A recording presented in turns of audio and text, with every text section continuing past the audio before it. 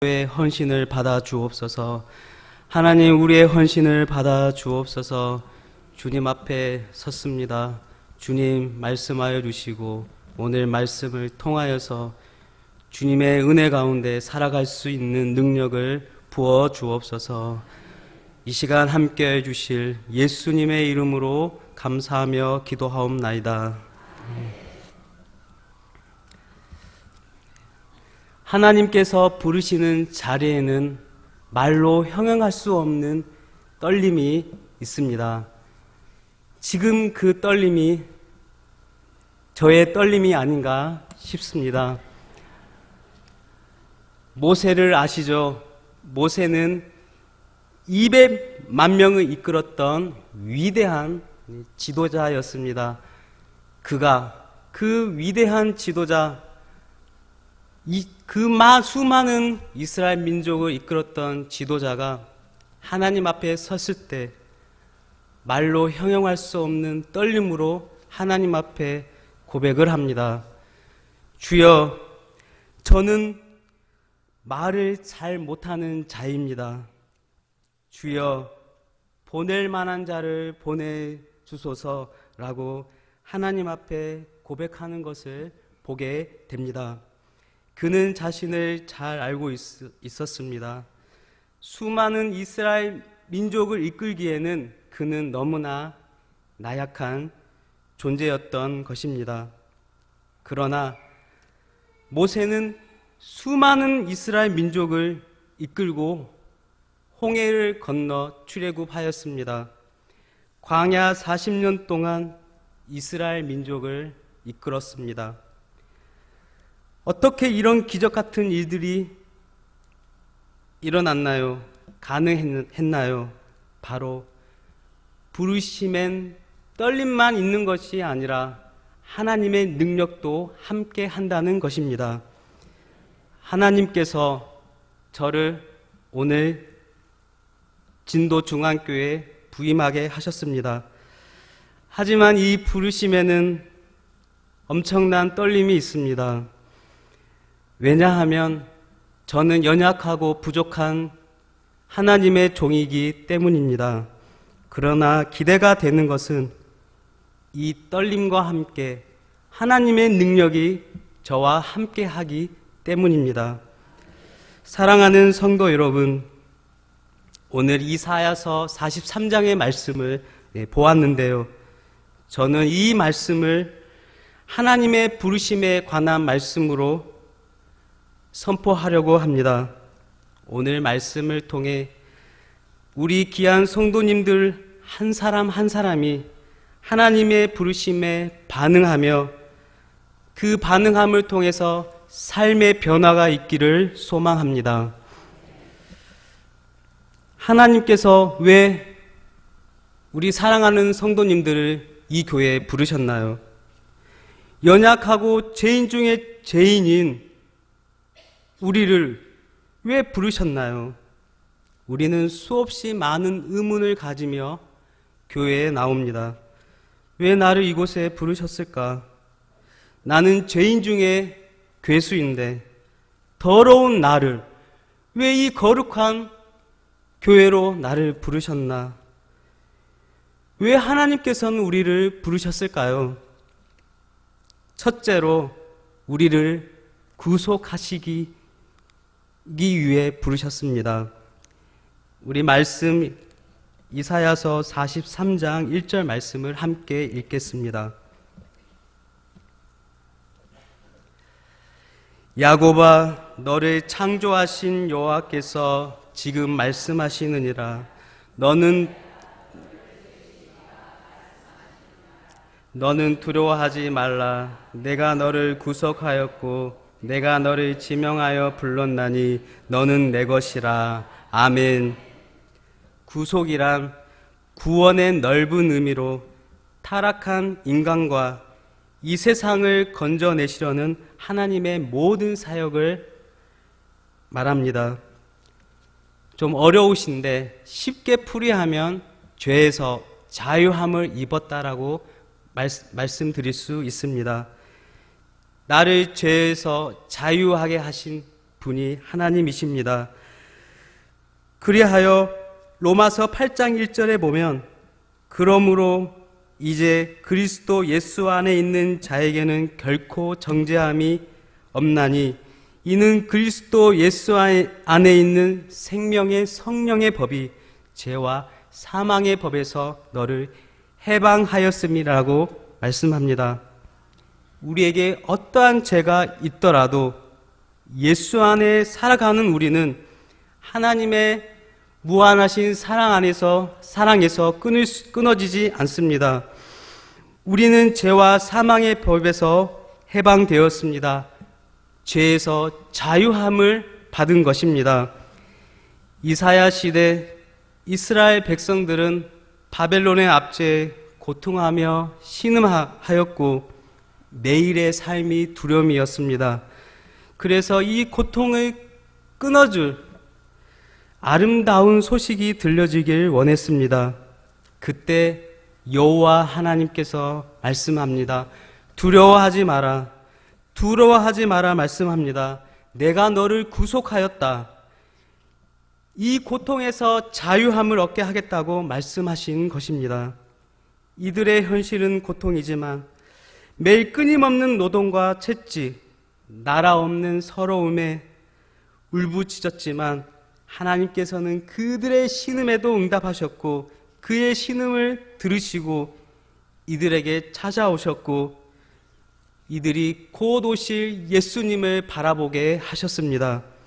이들이 곧 오실 예수님을 바라볼 때 이들의 슬픔이 기쁨이 되고 이들의 눈물이 아름다운 바다가 되었던 것입니다. 이스라엘 민족처럼 혹여 여러분들이 고통 가운데 신음하고 계신가요? 매일의 삶이 두려우신가요? 우리 하나님께서는 이렇게 말씀하십니다. 두려워하지 마라. 두려워하지 마라. 이미 여러분들은 하나님의 은혜로 구속함을 받았습니다. 예수님의 십자가의 부활로 인하여서 여러분들이 입술에 고백함으로 인하여서 이미 여러분들은 죄에서 자유함을 얻은 것입니다. 우리 안에 예수 그리스도의 생명이 있습니다. 물과 불과 같은 환난이 우리에게 닥칠지라도 능히 이길 힘은 우리 안에 예수 그리스도의 능력이 있음을 믿으시길 바랍니다. 노아를 아실 것입니다. 그는 당대의 의인이요 하나님과 동행하여 하나님의 은혜를 받은 자입니다. 그런데 그가 살던 시대엔 안타깝게도 모든 사람들이 하나님의 은혜 안에 살아갔지만 하나님의 은혜에 반응하며 살아가는 사람은 그 세상에 노아밖에 없었습니다. 모든 사람들이 죄의 홍수 속에 살아가고 그 세상에 부패하고 포악한 땅이 그 땅에 가득할 때 하나님께서는 그 세상을 보시고 노아시여 그 땅을 심판하시기까지 이르게 됩니다. 그러나 그 심판의 과정에도 하나님의 사람, 하나님께 은혜를 입은 그 한 사람 노아와 그 가족만은 살려주십니다. 노아는 죄와 사망에서 건짐을 받은 것입니다. 구원을 받았습니다. 이렇게 하나님의 사람은 하나님의 은혜를 받고 구속함을 받게 되는 것입니다. 사랑하는 성도 여러분, 우리는 두려워하지 말라. 내가 너를 구속하였다는 이 말씀을 기억해야 할 것입니다. 고통스럽고 삶이 지칠지라도 하나님께서 예수님을 통하여 우리를 죄에서 자유하게 하셨다는 것을 기억하고 늘 감사함으로 두려움과 절망에서 희망의 끈을 놓지 않는 하나님의 부르심에 신실하게 반응하는 하나님의 자녀들이 되어야 할 것입니다. 두 번째, 하나님의 부르심은 하나님의 영광을 위하여서 우리를 부르셨습니다. 7절을 보시면 내 이름으로 불러지는 모든 자 곧 내 영광을 위하여 창조한 자를 오게 하라. 그를 내가 지었고 그를 내가 만들었느니라 말씀하십니다. 우리는 하나님의 영광을 위하여 창조되어 이 세상에서 지음을 받았습니다. 그래서 우리는 하나님의 영광을 위하여 살아가야 합니다. 하나님의 영광을 위하여 살아간다는 것은 무엇일까요? 하나님이 우리의 왕이요 우리의 주인이시다는 것을 인정하는 것이며 하나님을 영원토록 즐거워하는 것입니다. 사랑하는 성도 여러분, 우리는 하나님을 영원토록 하나님을 즐거워해야 할 것입니다. 또한 하나님은 우리의 아버지가 되신다고 말씀을 하십니다. 하나님이 우리의 아버지가 되신다고 말씀하신다면 하나님도 분명하게 아버지의 특징을 가지고 계시다는 것입니다. 아버지의 특징인 이러합니다. 하나님 자녀를 사랑합니다. 자녀에게 아낌없이 주길 원하십니다. 더불어 아버지는 자녀들에게 바라는 것도 있습니다. 아버지가 자녀에게 바라는 것은 어마어마한 것을 바라시는 것이 아닙니다. 하늘의 금은보화를, 이 땅의 금은보화를 바라시는 것이 아닙니다. 우리 하늘 아버지께서는 우리에게 원하시는 것은 그리 대단한 것이 아닐 것입니다. 어떤 아들이 아버지에게 말씀한다고 가정해 볼 때, 아버지, 제가 세상을 변화시키겠습니다. 내가 죽음으로 아버지의 이름을 높이겠습니다 라고 말할 때, 그 아버지는 좋아하는 것이 아니라 걱정이 앞설 것입니다. 아버지는 자녀들이 건강하게 잘 자라는 모습이면 충분합니다. 또한 소박하지만 사랑한다고 고백하는 것만 해도 매우 만족하시고 기뻐하실 것입니다. 하나님도 이런 마음이지 않을까요? 하나님 한 분만으로 충분합니다. 내게 능력 주시는 자 안에서 내가 모든 것을 할 수 있습니다. 하나님 사랑합니다라고 기도하며 말씀대로 살려고 하는 노력이 하나님의 영광을 나타내는 일이 아닐까요? 바울은 하나님의 영광을 위해 온 힘을 쏟으며 이렇게 고백을 합니다. 고린도전서 15장 10절에 그러나 내가 나된 것은 하나님의 은혜로 된 것이니 내게 주신 그의 은혜가 헛되지 아니하여 내가 모든 사도보다 더 수고하였으나 내가 한 것이 아니요 오직 나와 함께 하신 하나님의 은혜로라 라고 고백을 합니다. 바울은 모든 사도보다 더 많이 수고하였다고 합니다. 그러나 이 말은 교만이 아니라 얼마나 처절하게 간절히 하나님을 사모하였는지를 보여주는 것입니다. 바울은 온 힘을 다해 복음을 전하고 전도하고 교회를 세워나갔습니다. 그의 삶이 쉬웠을까요? 지치고 힘들고 밤낮으로 눈물과 콧물로 밤을 샌 적이 하루 이틀이 아니었을 것입니다. 그러나 그는 하나님의 영광을 위해 그 모든 것을 참고 견뎌냈습니다. 이것은 그가 받은 하나님의 부르심이기에 가능했던 것입니다. 그렇다면 하나님의 영광으로의 우리의 부르심은 무엇일까요? 하나님께서 우리에게 특별한 것을 요구하실까요? 바울처럼 위대한 일을 우리에게 요구하실까요? 바울처럼 위대한 사역을 할 수 있는 특별한 경우도 있지만 하나님이 원하시는 것은 묵묵히 그 자리에서 하나님을 예배하고 사랑하는 참된 예배자를 원하십니다. 세상은 자기 유익과 소원을 위해 살아가지만 하나님의 영광을 나타내는 사람은 하나님을 위해, 이웃을 위해 예배하며 사랑하며 헌신하는 사람입니다. 이렇게 하나님의 영광으로의 부르심에 반응하는 참된 예배자, 그 사람이 우리 모두가 되길 소망합니다. 셋째로, 하나님의 부르심은 우리가 하나님의 것이기 때문입니다. 이사야 43장 1절 말씀을 함께 읽겠습니다.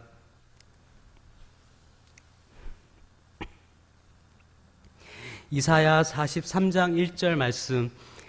야곱아, 너를 창조하신 여호와께서 지금 말씀하시느니라. 이스라엘아, 너를 지으신 이가 말씀하시느니라. 너는 두려워하지 말라. 내가 너를 구속하였고 내가 너를 지명하여 불렀나니 너는 내 것이라. 아멘. 하나님께서 태초에 온 천지를 창조하시고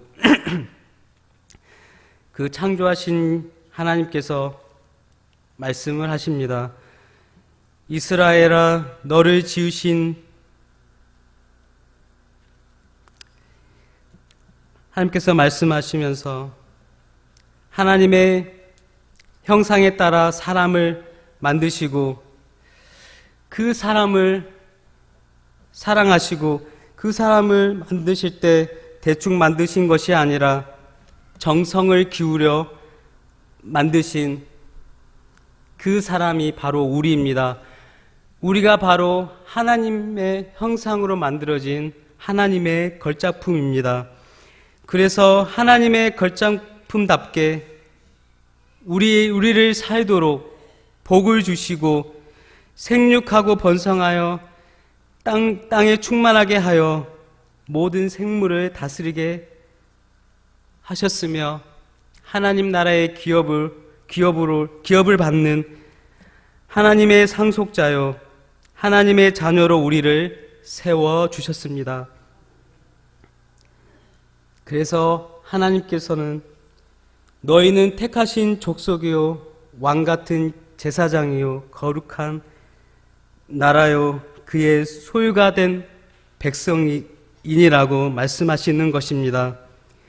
우리가 하나님을 선택했다면 우리는 하나님의 선택을 받지 못했을 것입니다. 우리가 얼마나 더러운 존재인가요?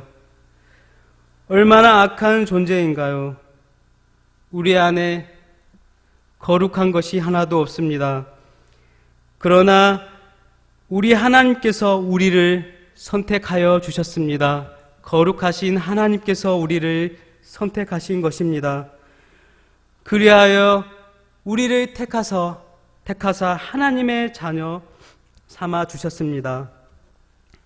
죄의 사슬에서 빠져나올 수 없는 우리를 예수 그리스도 십자가의 보혈의 은혜로 죄를 끊어주시고 하나님의 백성으로 삼아 주셨습니다.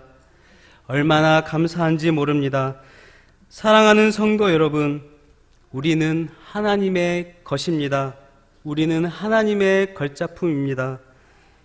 하나님의 걸작품답게 하나님의 자녀답게 살아가길 바랍니다. 2012년도에 광해라는 영화가 개봉되었습니다.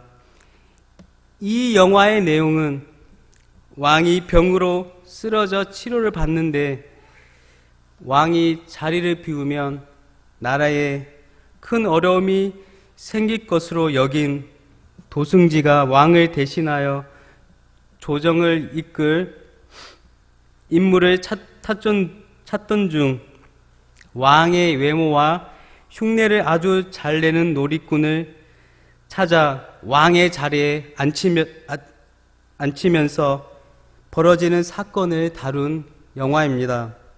그런데 이 영화의 재미는 놀이꾼인 이 천민이 왕의 자리에 앉음으로 천민에서 왕의 신분이 바뀌고 왕의 행사를 함으로 인해 점점 왕의 위엄이 생기고 나라를 잘 이끌기까지 하여 진짜 조선의 왕처럼 되어버린 것입니다. 그러나 진짜 왕이 치료를 마치고 나오자 다시 왕에서 천민으로 돌아갈 수밖에 없게 됩니다. 사랑하는 여러분, 아무리 왕과 얼굴이 비슷하고 왕의 위엄을 갖추었다 해도 왕은 왕이며 천민은 천민인 것입니다. 우리는 하나님의 자녀로 이 땅에 서 있습니다. 우리는 하나님 나라의 상속자입니다. 이제 하나님 나라의 상속자에 걸맞게 살아가야 하는 것이 마땅한 것입니다. 그래서 신명기 6장 5절에 너는 마음을 다하고 뜻을 다하고 힘을 다하여 내 하나님 여호와를 사랑하라 라고 말씀하는 것입니다. 오늘 하나님의 말씀처럼 너는 내 것이라 우리에게 선언하신 그 하나님께 마음과 뜻과 힘을 다하여 사랑해야 할 것입니다. 이것이 하나님 자녀의 도리입니다. 우리 성도님들 모두는 하나님 나라의 자녀답게 마음과 뜻과 힘을 다하여 살아가시기를 소망합니다. 더 나아가서 하나님이 스스로 이스라엘을 내 것이라 밝히는 것은 하나님 나라의 자녀인 이스라엘을 소중하게 여기신다는 것입니다. 그런데 이 이스라엘은 하나님을 향한 마음을 닫고 세상의 바알을 의지하고 산당을 짓고 우상을 만들어 절을 합니다. 하나님께 배교를 합니다. 이런 이스라엘 모습은 하나님 자녀의 모습이 아닙니다. 그러나 이스라엘이 마음을 돌이켜 하나님께 돌아와 하나님을 예배한다면 하나님의 이름이 높아지는 것입니다. 하나님께서 영광을 받으시는 것입니다. 여기에 나와 하나님께 예배하는 우리들은 하나님께서 너는 내 것이다 라고 말씀하시며 소중하게 여기시는 하나님의 거룩한 성도입니다.